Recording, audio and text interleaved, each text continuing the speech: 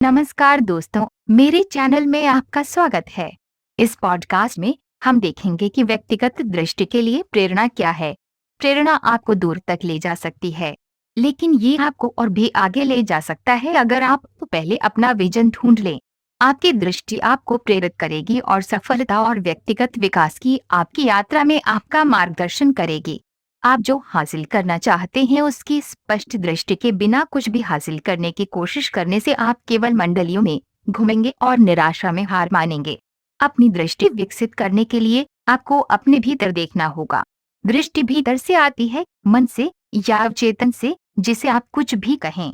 हर किसी की एक अनूठी दृष्टि होती है और आप अलग नहीं हैं।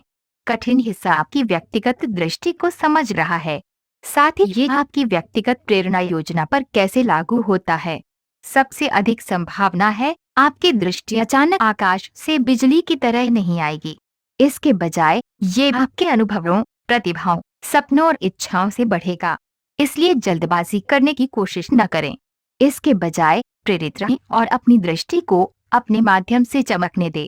अपनी दृष्टि को प्रभावी ढंग से खोजने के लिए आप यहाँ 5 सुझाव दे सकते हैं। 1, अपनी अंतरात्मा की आवाज को सुनना सीखें। क्योंकि आपकी दृष्टि भीतर से शुरू होती है, इसलिए आपको सुनना और महसूस करना सीखना चाहिए कि आपका दिमाग और दिल वास्तव में क्या चाहता है। आपको क्या हिलाता है? आपकी सबसे बड़ी इच्छा क्या है? आप किस तरह के सपने देखते हैं? अगर आपको लगता है कि आप जो चाहते हैं वह वास्तव में आपके दिल और आत्मा की गहराई से नहीं आ रहा है, तो ये मुश्किल होगा। यदि असंभव नहीं है, तो इसे पाने से पहले हार न मानें। 2, मानसिक रूप से खुद को तैयार करें। आपकी दृष्टि आपके दिमाग और आपके दिल से शुरू होती है। ये कुछ ऐसा है जो आपकी आत्मा में जलता है। ये आपकी सभी यादों, गलतियों और उपलब्धियों से बड़ा होना चाहिए। यदि आप अपनी दृष्टि को जानते हैं, तो आपका एक उद्देश्य होगा और आप अपनी यात्रा में भटकेंगे नहीं। निराशा एक अलग दृष्टिकोण न रखने का परिणाम है। यदि आप नहीं जानते कि आप कहाँ जा रहे हैं या वहाँ कैसे पहुँचें, तो ये एक लंबी यात्रा होगी, कड़ी मेहनत और कठिन।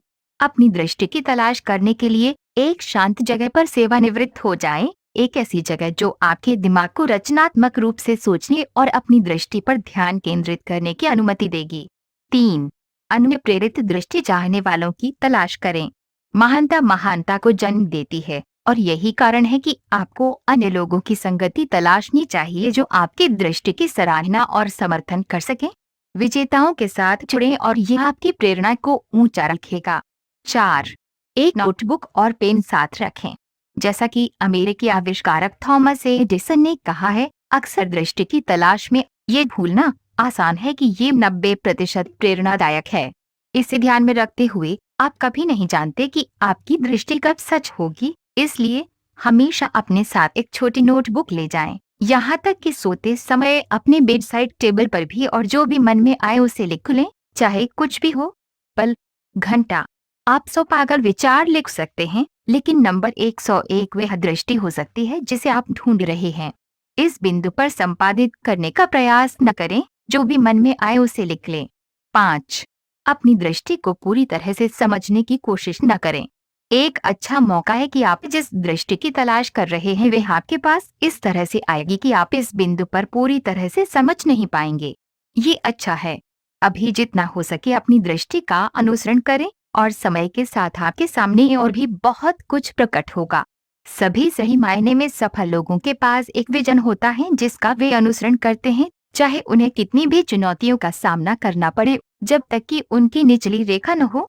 आज ही अपनी दृष्टि को आगे बढ़ाने के लिए ऊपर दिए गए चरणों का पालन करना शुरू करें, और याद रखें कि सच्ची स्थायी सफलता तब तक आपके पास नहीं आएगी जब तक आप ये नहीं जानते कि आपकी दृष्टि क्या है और आप इसका पालन कैसे करेंगे।